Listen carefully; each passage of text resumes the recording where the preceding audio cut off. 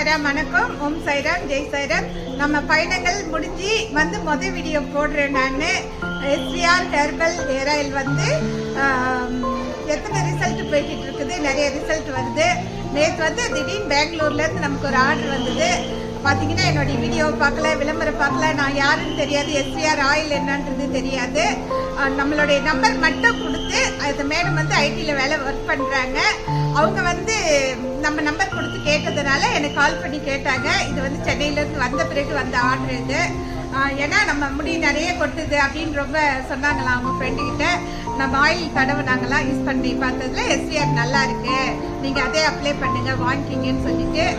மெயினாக என்ன சொல்வேன்னு கேட்டிங்கன்னா, நம்ம விளம்பரம் பார்க்கல, நான் யாருன்னு தெரியாது, இதோட ரிசல்ட் கேட்கல.